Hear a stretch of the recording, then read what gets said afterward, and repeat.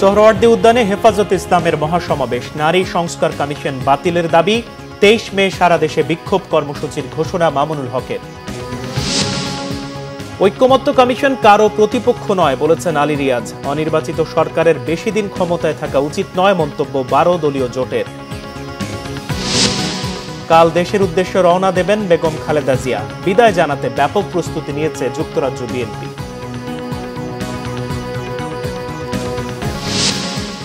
বুয়েট শিক্ষার্থী আবরার ফাহাদ হত্যা মামলায় 20 জনের মৃত্যুদণ্ড ও 5 জনের যাবজ্জীবন কারাদণ্ড। হাইকোর্টের পূর্ণাঙ্গ রায় প্রকাশ।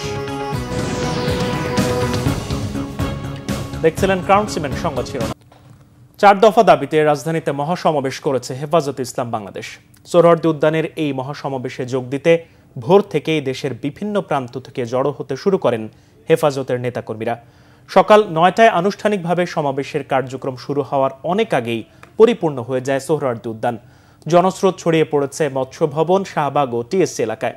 হেফাজতের 4 দাবি হল নারী বিষয়ক সংস্কার কমিশনের রিপোর্ট বাতিল, সংবিধানে বহুত্ববাদের পরিবর্তে আল্লাহর ওপর আস্থার বিষয়টি বহাল রাখা, হেফাজতের নেতাকর্মীদের বিরুদ্ধে দায়ের করা সব মিথ্যা ও হয়রানিমূলক মামলা প্রত্যাহার এবং ফিলিস্তিন ও ভারতের মুসলিম নির্যাতনের বিরুদ্ধে বাংলাদেশ সরকারের কার্যকর ভূমিকা রাখা।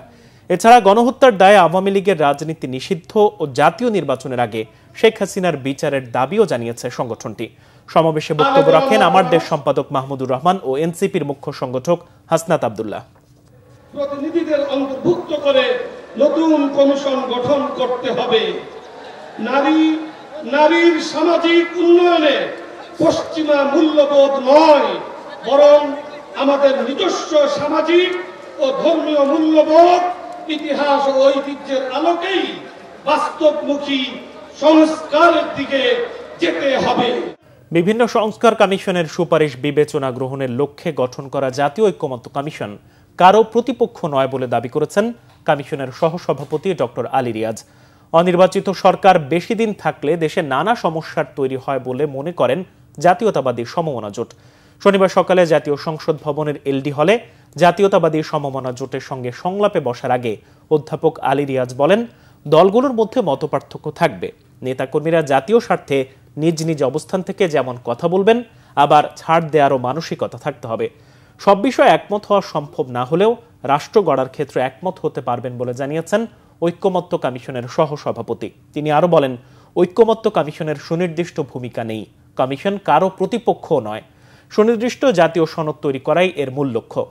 এনপিপির চেয়ারম্যান ফরিদুজ্জামান ফরহাদের নেতৃত্বে সমমনা জোটের প্রতিনিধিরা সংলাপে অংশ নেন। ফরহাদ বলেন, সংস্কার সংক্রান্ত অনেক সুপারিশের সঙ্গেই এই জোট একমত নয়। অনির্বাচিত সরকারের বেশি দিন থাকা উচিত না বলেও মন্তব্য করেন তিনি। আপনাদের অবশ্যই প্রতিপক্ষ নয়, অবশ্যই আমরা সকলে মিলেই চেষ্টা করছি, সেই চেষ্টা অব্যাহত থাকবে। সেই চেষ্টারই অংশ হিসেবে আজকে আমরা এখানে একত্রিত হয়েছি। আলোচনা অন্যান্য রাজনৈতিক দলের সঙ্গে হবে এবং তার মধ্য দিয়ে আমরা অগ্রসর হব। আবারও বলি যে আমাদের লক্ষ্য হচ্ছে সুনির্দিষ্ট নির্ধারিত সময়ের মধ্যে একটি জাতীয় সনদ তৈরি করা, যা বাংলাদেশে একটি জবাবদিহিমূলক গণতান্ত্রিক রাষ্ট্র প্রতিষ্ঠার জন্য আমাদের সহযোগিতা করতে পারে। একটা অনির্বাচিত সরকার যদি দীর্ঘ টাইম থাকে, এটা বিভিন্ন সমস্যা সৃষ্টি করে। আমরা আপনাদের 166টি সংস্কার প্রস্তাব আমাদের কাছে পাঠিয়েছেন, তার ভিতর 112টায় আমরা একমত হয়েছি। 26টা প্রস্তাবে একমত নয়, 28টা প্রস্তাবে আংশিক একমত হয়েছে। এবং একটা বিষয়, দুর্নীতি দমন কমিশন যতগুলো প্রস্তাব দিয়েছে সব প্রস্তাবে আমরা একমত। লন্ডনে উন্নত চিকিৎসা শেষে আগামীকাল দেশের উদ্দেশ্যে রওনা দেবেন বিএনপি চেয়ারপারসন ও সাবেক প্রধানমন্ত্রী বেগম খালেদা জিয়া। সোমবার দেশে পৌঁছাবেন তিনি। বেগম খালেদা জিয়ার সঙ্গে তার বড় ছেলে তারেক রহমানের স্ত্রী জুবাইদা রহমান এবং ছোট ছেলে প্রয়াত আরাফাত রহমান কোকুর স্ত্রী সৈয়দা শর্মিলা রহমান দেশে ফিরবেন। এবছরের 8 জানুয়ারি কাতারের আমিরের পাঠানো এয়ার অ্যাম্বুলেন্সে করে লন্ডন যান বেগম খালেদা জিয়া। সেখানে দ্য লন্ডন ক্লিনিকে 17 দিন চিকিৎসাধীন ছিলেন। পরে গত 25 জানুয়ারি হাসপাতাল থেকে ছেলে তারেক রহমানের লন্ডনের বাসায় যান তিনি। এরপর ছেলের বাসাতেই তার চিকিৎসা চলে। খালেদা জিয়া দীর্ঘদিন ধরে liver cirrhosis, kidney, heart, diabetes, arthritis সহ নানা অসুস্থতায় ভুগছেন।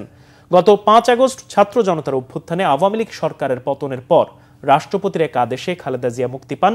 এরপর দুর্নীতির যে 2টি মামলায় তিনি কারাবন্দী হয়েছিলেন সেগুলোর রায়ও বাতিল করে আদালত। এদিকে বেগম খালেদা জিয়াকে বিদায় জানাতে ব্যাপক প্রস্তুতি নিয়েছে যুক্তরাজ্য বিএনপি। বাংলাদেশকে সেই কথাই জানিয়েছেন যুক্তরাজ্য বিএনপির সভাপতি এম.এ. মালিক।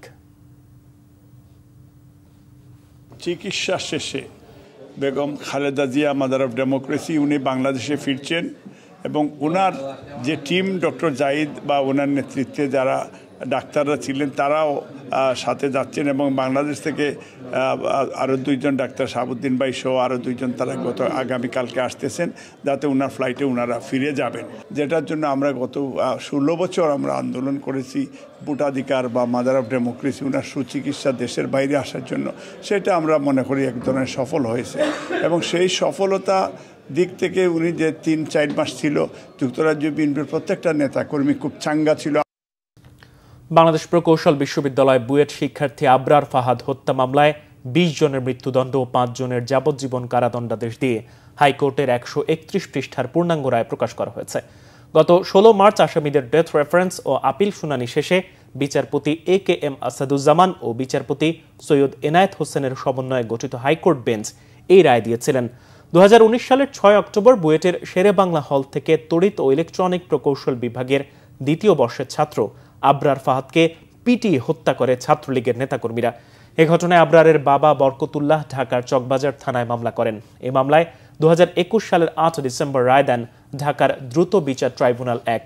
রায় বিচারক বলেছিলেন আসামিরা পরস্পর যোগসাজশে একে অপরের সহায়তায় শিবির সন্দেহে আবরার ফাহাদের বিরুদ্ধে মিথ্যা, বানোয়াট ও ভিত্তিহীন অভিযোগ আনেন এবং নির্মম ও নিষ্ঠুরভাবে পিটিয়ে তাকে হত্যা করেন। আগামী নির্বাচনে ব্যবসায়ীদের মনোনয়ন দেওয়ার ক্ষেত্রে তার ব্যবসার আদ্যপান্ত খুঁজে দেখার আহ্বান জানিয়েছেন শ্রম ও কর্মসংস্থান মন্ত্রণালয়ের উপদেষ্টা ব্রিগেডিয়ার জেনারেল অবসরপ্রাপ্ত এম সাখাওয়াত হোসেন। শনিবার সকালে এফডিসি মিলনায়তনে শ্রমিক অধিকার সুরক্ষায় শ্রমিক মালিক সম্পর্ক নিয়ে ছায়া সংসদ বিতর্ক অনুষ্ঠানে একথা বলেন তিনি। উপদেষ্টা বলেন, বিগত স্বৈরাচার আমলে মালিক পক্ষের রাজনৈতিক সম্পৃক্ততা থাকায় শ্রমিকের অধিকার আদায় সম্ভব হয়নি। বলেন, শ্রমিকদের অধিকার ঠিক মতো বাস্তবায়ন করেনি এমন বেশ কিছু কারখানা চিহ্নিত করা হয়েছে। সময় মতো তাদের বিরুদ্ধে ব্যবস্থাও নেওয়া হবে। শ্রম ও কর্মসংস্থান মন্ত্রণালয়ের সচিব A.H.M. শফিকুজ্জামান বলেন, শ্রমিকের অধিকার বাস্তবায়ন করতে পারলেই নতুন দেশ গঠন সম্ভব।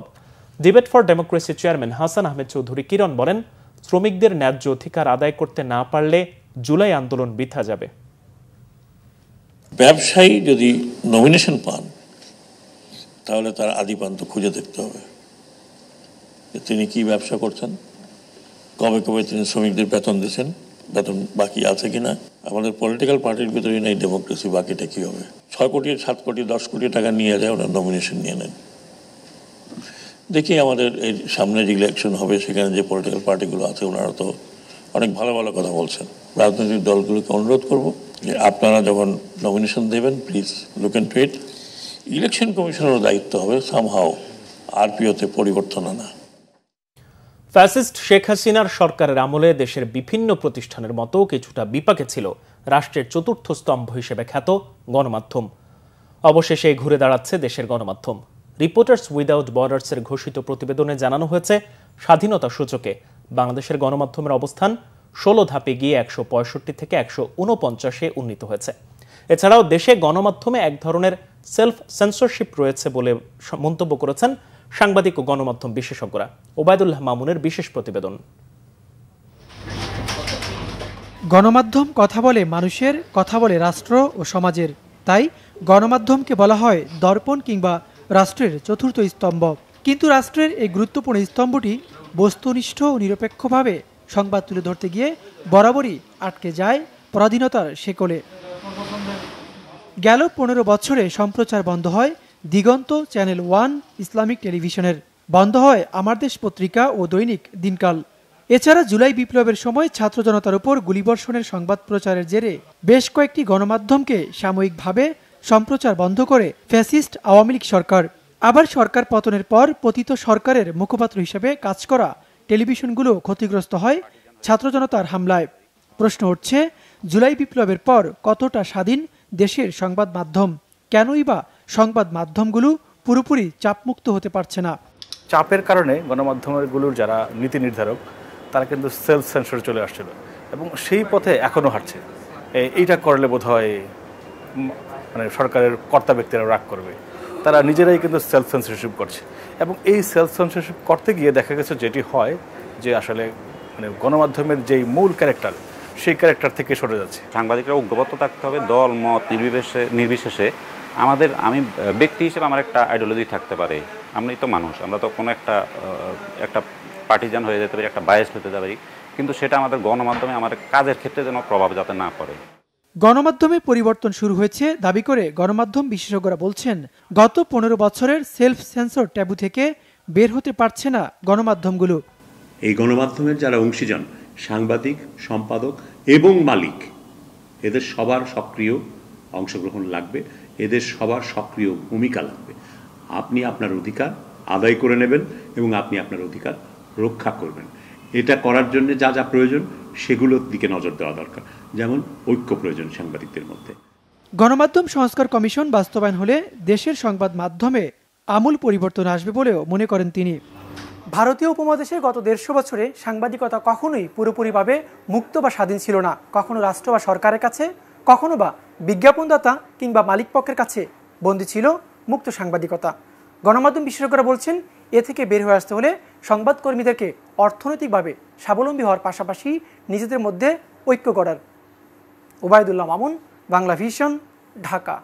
কৃষি খাতের ভর্তুকি নিয়ে আন্তর্জাতিক মুদ্রা তহবিল IMF চাপাচাপি করলে প্রয়োজনে IMF এর চুক্তি থেকে সরকার বেরিয়ে যাবে বলে জানিয়েছেন প্রধান উপদেষ্টার বিশেষ সহকারী ডক্টর আনিসুজ্জামান চৌধুরী। রাজধানীতে কৃষি গবেষণা কাউন্সিলে কৃষি বাজেট 2025-26 টেকসই প্রবৃদ্ধি রূপরেখা শীর্ষক সেমিনারে এসব কথা জানান তিনি। প্রধান উপদেষ্টার বিশেষ সহকারী আরও জানান, বারবার আলোচনায় পোশাক খাত এলেও কৃষির অবদান উপলব্ধি করাই হয় না। কৃষি খাত মানুষকে বাঁচিয়ে রেখেছে জানিয়ে তিনি বলেন, কোনো অবস্থাতেই কৃষিকে অবহেলা করা যাবে না। এ সময় কৃষিবিদ ডক্টর জাহাঙ্গীর আলম বলেন, বাজেটে জিডিপির প্রবৃদ্ধির কথা বলা হলেও কৃষির প্রবৃদ্ধি উল্লেখ থাকে, এটা হতাশার। শিল্পায়ন করতে গিয়ে কোনো পরিস্থিতিতে কৃষিকে পিছিয়ে রাখা যাবে না বলেও মন্তব্য করেন তিনি। আমি যদি ICU থেকে বেরিয়ে আসি তখন ওয়ার্ল্ড ব্যাংক এবং ADB এবং অন্যান্য দাতারা বলতে না না না ওখানে না থাকলে আমাদের টাকাও দেবো না। আপনি আমাদেরকে রিওয়ার্ড করবেন, যেহেতু আমরা যেখানে আপনারা 3 বছরের প্রোগ্রাম দিয়েছেন সেখানে আমি 6 মাসের মধ্যে ভালো হয়ে আসছি, আমাকে তো রিওয়ার্ড করেন, পানিশমেন্ট করতে পারেন না। যদি তারা বেশি চাপাচাপি করে আমরা বলবো যে দরকার নেই আমাদেরকে আপনার বরং রিওয়ার্ড করা উচিত, সেখানে উল্টো আপনাদেরকে শাস্তি করার চেষ্টা করতেছেন, সেটা হইতে পারে না, সেটা নট ফেয়ার।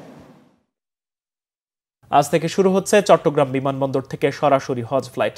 বিকেল 5:30টায় শাহ আমানত আন্তর্জাতিক বিমানবন্দর থেকে 419 জন হজ যাত্রী নিয়ে মদিনার উদ্দেশ্যে ছেড়ে যাবার কথা রয়েছে প্রথম ফ্লাইটটির। বিমান বাংলাদেশের বোয়িং 777 যোগে হজ যাত্রীরা সৌদি আরব যাবেন, যা সৌদি আরব সময় রাত 9:45 পৌঁছানোর কথা রয়েছে। চট্টগ্রাম থেকে হজের প্রথম ফ্লাইট শুরুর আগে আনুষ্ঠানিকভাবে হজ যাত্রীদের বিদায় জানাবেন চট্টগ্রাম সিটি কর্পোরেশনের মেয়র ডাক্তার শাহাদাত হোসেন। এবছর হজ যাত্রীদের যাতায়াতের জন্য চট্টগ্রাম থেকে সরাসরি সৌদি আরবে 17টি ফ্লাইট পরিচালনা করবে বিমান বাংলাদেশ এয়ারলাইন্স। এর মধ্যে 14টি ফ্লাইট সরাসরি জেদ্দায় যাবে, বাকি 3টি ফ্লাইট যাবে মদিনায়। সবগুলো ফ্লাইট পরিচালনা করবে বিমান বাংলাদেশ এয়ারলাইন্স। টাঙ্গাইলে কৃষি গবেষণা ইনস্টিটিউটের সহযোগিতায় বিনামূল্যে কৃষকদের দেয়া হয়েছে আলু উত্তোলনের আধুনিক যন্ত্র। কৃষি অফিস বলছে, আধুনিক এই যন্ত্র ব্যবহারে 1 বিঘা জমি থেকে আলু তোলা যাবে মাত্র 1 ঘন্টায়। এতে কমবে খরচ, বাড়বে উৎপাদন। টাঙ্গাইল থেকে আতার রহমান আজাদের তথ্য ছবিতে ডেস্ক রিপোর্ট। টাঙ্গাইলে শ্রমিক খরচ বেড়ে যাওয়ায় আলু উৎপাদনে মুখ ফিরিয়ে নিতে শুরু করে চাষিরা। তবে উৎপাদন ব্যয় কমানো এবং কৃষকদের আবাদের উৎসাহ যোগাতে বিনামূল্যে আলু উত্তোলনের যন্ত্র বিতরণের উদ্যোগ নেয় কৃষি গবেষণা ইনস্টিটিউট। আধুনিক এ যন্ত্র ব্যবহার করে ঘণ্টায় উত্তোলন করা যায় 1 বিঘা জমির আলু। সময় কম লাগায় কমেছে শ্রমিক ও উৎপাদন খরচ। খুশি চাষিরা। কামলা ওটা দিয়ে ওড়াইতাম, তাহলে মনে হয় অনেক কামলা লাগতো, তো সেই কারণে মেশিন দিয়ে ওড়াইতেছি, তাতে আমাদের অনেক হাসি হয়ে গেছে। কামলা নিয়ে তুললে 70-80 টাকা কামলা লাগতো, আর মেশিন দিয়ে তুলতেছি, মেশিনে অনেক খরচ কম হইতেছে। কোনো কোনো বছর এই কেয়ারিং উত্তোলন খরচটা বেশি হয়, এই বছর গাড়ি দিয়ে ওঠানে আমাকে উত্তোলন খরচটা অনেকটা কম। বিভিন্ন জাতের আলু উৎপাদন সহ প্রযুক্তিগত সহায়তা দেওয়ার কথা বলছেন এই কর্মকর্তা। এই আলুগুলো আমরা সহজেই কোল্ড স্টোরেজে রাখতে পারবো। আর এই যন্ত্রটা যদি আমরা অত্র এলাকায় ছড়িয়ে দিতে পারি এবং আলু উৎপাদনের ক্ষেত্রে কৃষকরা লাভবান হবে এবং যন্ত্রের দাম কৃষকের হাতের কাছাকাছি হওয়াতে সহজে এর বিস্তার ঘটানো সম্ভব হবে। চলতি মৌসুমে জেলার সব কয়টি উপজেলায় আলু আবাদ হয়েছে ৪,১২২ হেক্টর জমিতে। এবার ৮৩,৫০৯ মেট্রিক টন আলু উত্তোলন সম্ভব বলে মনে করছেন সংশ্লিষ্টরা। Bangla vision news desk. সংবাদ শেষ করব ক্রাউন সিমেন্ট শিরোনামগুলো আরো একবার জানিয়ে। সোহরাওয়ার্দী উদ্যানে হেফাজত ইসলামের মহাসমাবেশ, নারী সংস্কার কমিশন বাতিলের দাবি, ২৩ মে সারা দেশে বিক্ষোভ কর্মসূচির ঘোষণা মামুনুল হকের। ঐকমত্য কমিশন কারো প্রতিপক্ষ নয় বলেছেন আলী রিয়াজ। অনির্বাচিত সরকারের বেশি দিন ক্ষমতায় থাকা উচিত নয় মন্তব্য ১২ দলীয় জোটের। কাল দেশের উদ্দেশ্যে রওনা দেবেন বেগম খালেদা জিয়া। বিদায় জানাতে ব্যাপক প্রস্তুতি নিয়েছে যুক্তরাজ্য বিএনপি।